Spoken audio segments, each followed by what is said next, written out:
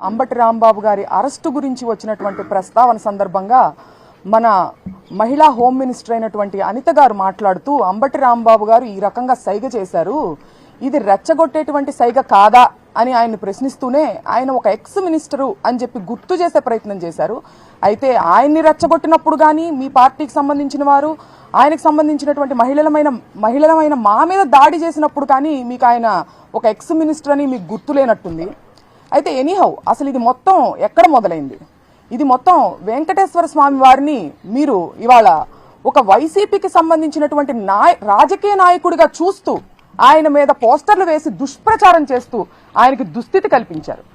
ఈ పాపాన్ని అంబటి రాంబాబు గారు ప్రశ్నిస్తూ ప్రజల్లోకి తీసుకెళ్తుంటే దాన్ని డైవర్ట్ చేసేదానికి ఇవాళ ఆయన్ని రెచ్చగొట్టి ఆయన మీద దాడులు చేసి ఆయన ఇంటికి సంబంధించినటువంటి మహిళలమైన మా మీద దాడి చేసి ఆయన్ని అరెస్టు చేసి 36 అక్రమ కేసులు ఇవాళ ఆయన మీద బనాయించి పీటీ వారెంట్లు వేస్తూ ఆయన్ని ఇబ్బంది పెట్టే ప్రయత్నం చేస్తున్నప్పటికీ నా ఆత్మస్థైర్యం నేను కోల్పోలేదు, న్యాయం మీద నాకు నమ్మకం ఉంది అని చెప్పి పార్టీని ఉత్సాహపరిచే పార్టీ శ్రేణులను అభిమానులను ఉత్సాహపరిచేటువంటి ప్రయత్నంలో భాగంగానే ఆ సైగలు చేశారు తప్పితే ఎదుటి వారి ఇంటి మీద దాడులు చేయమని సైగలు చేయలేదని కూడా ఇవాళ నేను గుర్తు చేస్తున్నాను. అసలు ఎందుకు తగ్గాలని కూడా నేను ప్రశ్నిస్తున్నాను. రెడ్ బుక్ రాజ్యాంగం ఇక్కడ జరుగుతుంది. ఒక ప్రజాస్వామ్యంలో నియంత పాలన జరుగుతుంది. ఇక్కడ డాక్టర్ అంబేద్కర్ గారు రాసినటువంటి రాజ్యాంగానికి విరుద్ధంగా మీరు రెడ్ బుక్ రాజ్యాంగం నడిపిస్తుంటే మిమ్మల్ని క్వశ్చన్ చేయకూడదా? మళ్ళీ ఒకసారి స్పష్టం చేస్తున్నాను, మీ అక్రమానికి మీ దౌర్జన్యానికి తగ్గేదే లేదు. అలాగే నాకు ఒక అనుమానం ఉందండి అనిత గారు, మీరు అసలు అన్నది అంబటి రాంబాబు గారినా లేకపోతే పరోక్షంగా లోకేష్ గారిని ఏమన్నా అన్నారా? ఎందుకంటే గతంలో ఆయన కూడా అలాంటి సైకిల్ చేయడం జరిగింది. మిమ్మల్ని తిరుపతి లడ్డూ విషయంలో అబద్ధాలు చెప్పమని ఏమన్నా ప్రెషర్ చేస్తుంటే ఆ ఫ్రస్ట్రేషన్ ని పరోక్షంగా మీరు ఆయన మీద చూపించినట్టు కూడా నాకు అనుమానం కలుగుతుంది.